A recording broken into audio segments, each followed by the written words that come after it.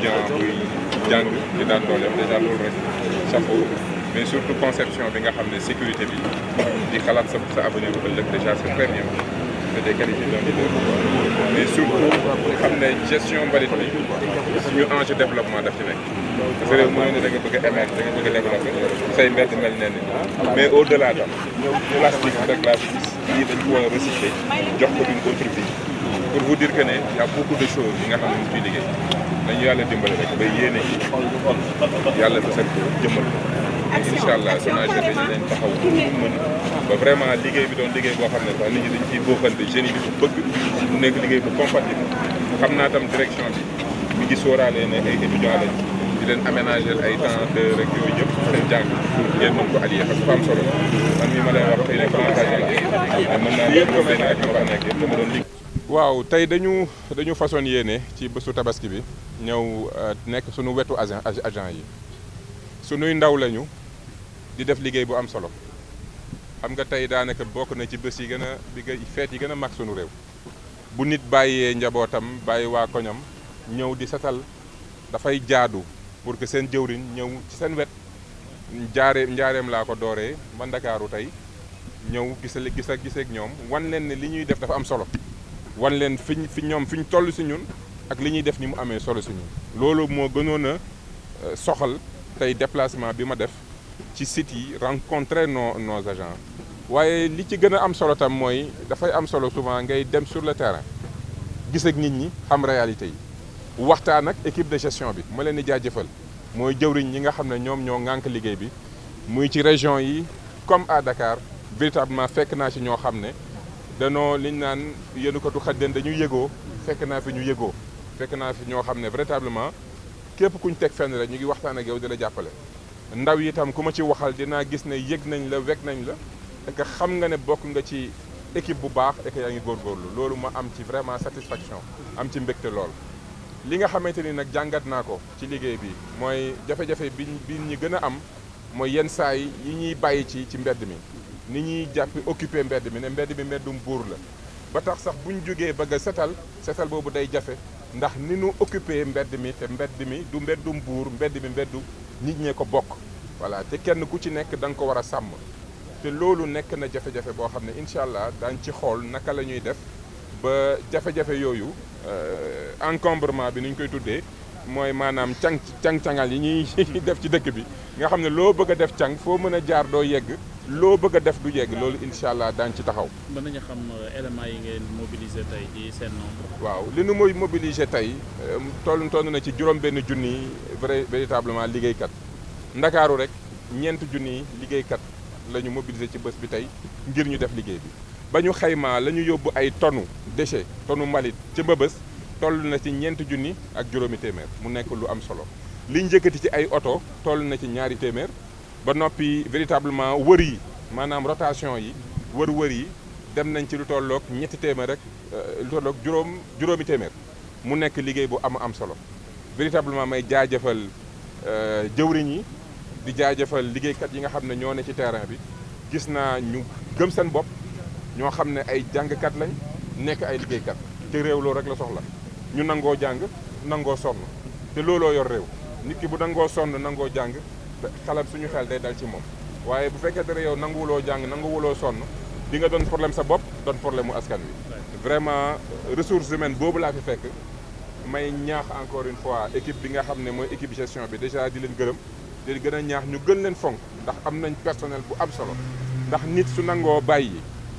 wayjur waa bàyyi soxna bàyyi njaboot bàyyi famille ba su tabaski nga jël ko di ko liggéey ngir daan sa doole waaye jëriñ sa askan kooku dañ ko war a jaajëfal may ñëwoon tey li gënoon sawar tax ci ñëw bi mooy ñëw wan leen ne ñoom dañoo am solo si ñun li ñuy def am solo si ñun moo taxoon ma ne tey lu mu metti nañ jóge ba njaareem ñëw véritablement saafonte ak ñoom ànd ak ñoom waxtaan ak ñoom ma am ci jàngan nag yu am solo comme ni ma ko waxee am na yoo xam ne daañ ko gën a joyanti te terrain bee la koy wan ñu ci sant suñu borom ba ñu mayee ñu mën ko teewee tey. benn njàngat bi mooy encombrement mooy yi ñuy bàyyi mais bi ci topp aussi mooy jikko tey jikko yenn jikko yi moo ñu gën a mën andil problème ndax nit booy génnee mbalit sa kër am na noo ko war a génnee na nga fexe ba plastique yi nekk de côté lépp loo xamante ne nii mbalit la boo xam ne dafa tooy maanaam li naan déchet organique mooy dafa jóge ci jur wala mu jóge ci gàncax nga xam ne dañ koy jëfandikoo même pour def compost loolu jéem koo ber la ca des nga xam ne dafa dëgër nga seet noo koy def séparation boobu dafa am solo ba noppi nag ñu fonk di bu ñuy génnee mbalit ñu xam ne ay nit a ko war a jël lépp looy lu nit di génne war ko jox nit dafa am nu mu ko war a defaree dafa am nu mu ko war a joxe loolu dafa am solo ci orma ak fonk gi ñu war a fonk ñi ñuy liggéeyal ba ca topp sunu municipalité yi sunu maire itam ma leen di ñaax ñu gën a taxawu ñi nga xam ne ñooy ñëw ci seen commune ngir taaral ko ngir setal ko lépp loo xam ne rek buñ ko waxee wala buñ ko jëfee yombal leen liggéey bi nañ ko def dañ ko jëf ñun sax saxal nañ ay bésu waxtaan yoo xam ne weer wu nekk daañu dajeek kuréelu maire yëpp ak département yëpp ak ay maire yu ñuy invité tànn benn sujet waxtaan ci te xam naa ne gestion déchet bi dinañ ko jagleel journée lëmb boo xam ne dinañ xool diggante Sonaged ak mairie yi ban liggéey moo ci war a dox yan yëgool ñoo ci war a am ngir liggéey bi gën a am solo loolu daal laa xam ne bokk na ci nga xam ne war nañ ko joyanti ngir changement de comportement mën a impacter bi ci topp tam ñi nga xam ne par exemple ñoo doon jaay xar yi xam nga pour xar yi yomb président de la république Bassirou Diomaye Faye ak premier ministre dañoo jël matuwaay yëpp pour que ki jëlee xaram fële bëgg ko andi ci point de vente bi nga andi ko sans ay frais am ci transport bi ñu dindi la frais yi boo ko andee ci benn mairie ñu defaral la place ne la fii kenn du la fi laaj taxe duñ la laaj ndox du la laaj courant ba noppi sécurité bi daañu la ci dimbali kooku bu askan dajaloo defal la loolu yëpp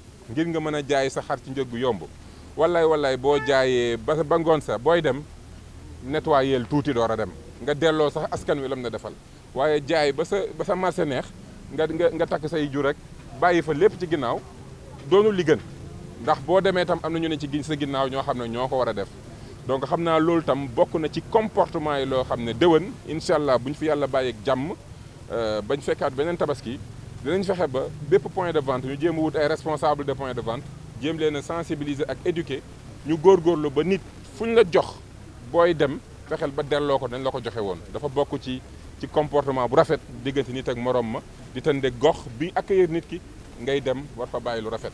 Concernant le dispositif que nous avons mis en place aujourd'hui, nous avons au total 6 000 agents que nous avons déployés sur le territoire national, notamment 4 000 agents rien que sur Dakar. Nous pouvons compter quasiment 540 rotations qui ont été effectuées aujourd'hui. Et rien qu'à Mbebes, nous avons évalué environ 4 500 tonnes de déchets que nous avons pu collecter.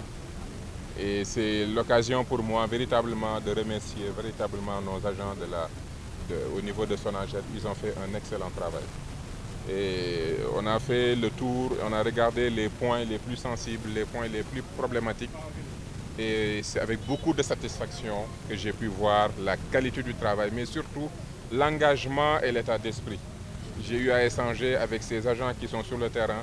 C'est des jeunes déterminés, c'est des jeunes hommes et des jeunes femmes qui sont fiers de ce qu'ils font, souvent des étudiants, des fois des cadres très diplômés, mais qui pourtant ont cette conscience que quand on travaille pour la communauté, on ne peut qu'être fier de ce qu'on fait. Donc c'est vraiment avec beaucoup de plaisir que j'ai pu faire les points sensibles de Diourbel à Dakar. On a pu regarder et véritablement je suis satisfait de ce travail.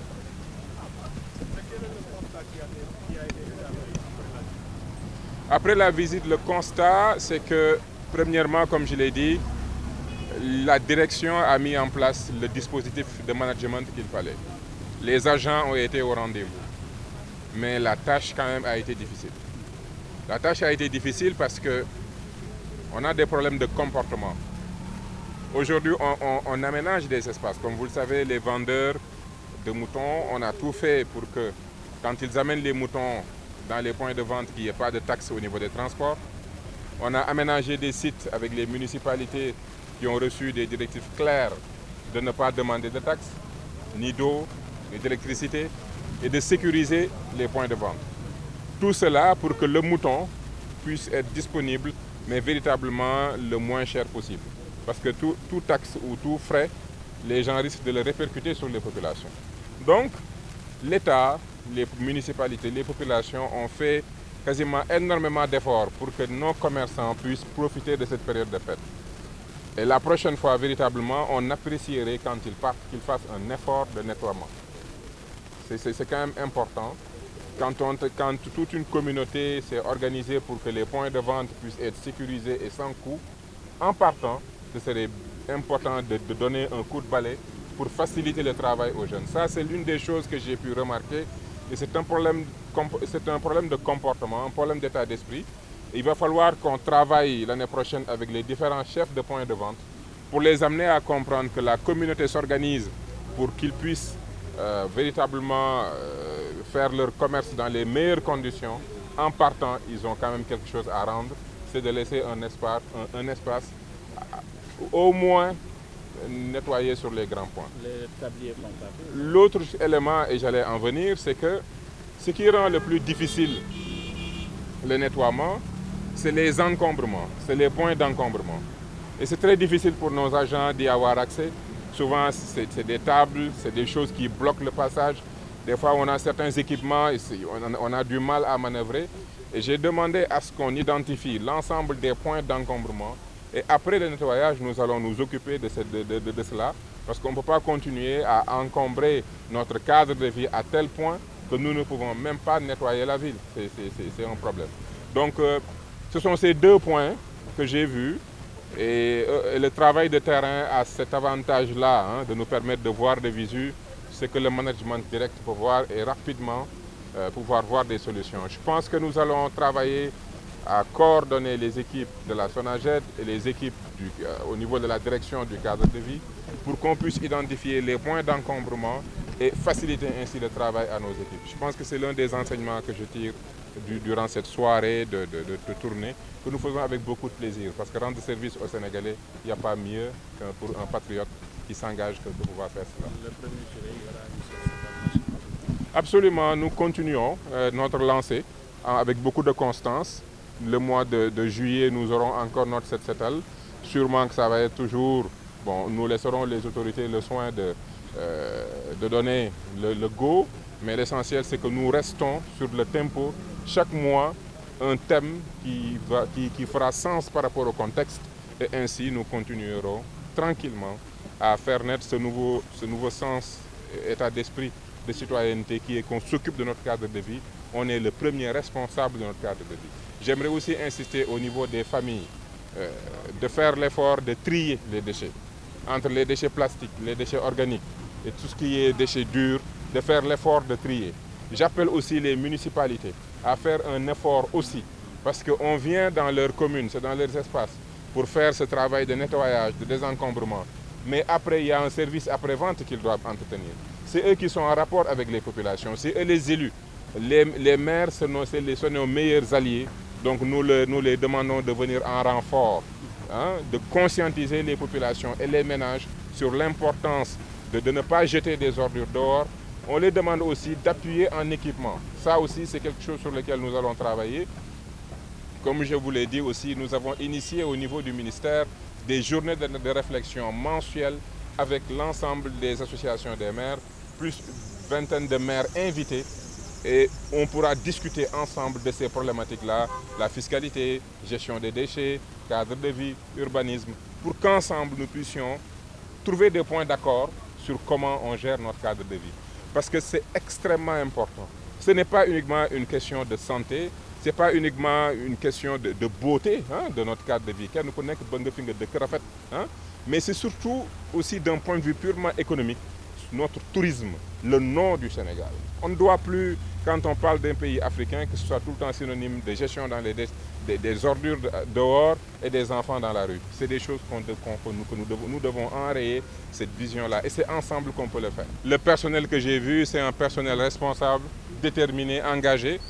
Tout ce qu'ils ont demandé, c'est qu'on continue de bien gérer cette entreprise dans laquelle ils se reconnaissent. Donc je n'ai pas forcément vu de doléances, je l'aurais signalé si ça avait été le cas. En tout cas, tout ce que je sais, c'est que pour nous, SONAGED, c'est une vitrine.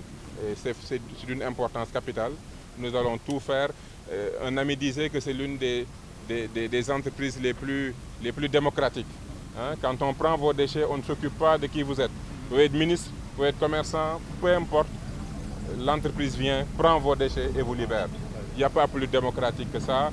J'ai vu des jeunes étudiants qui sont contents d'avoir ce job d'été, puis travaillent, payent leurs études en même temps. Franchement, je n'ai pas... Tout ce que j'ai vu, c'est peut-être du point de vue du cadre de vie, comme je l'ai déjà expliqué, les encombrements, les comportements humains. C'est sur ça qu'on va devoir travailler et on va y travailler, Inch'Allah, avec l'ensemble des différentes directions.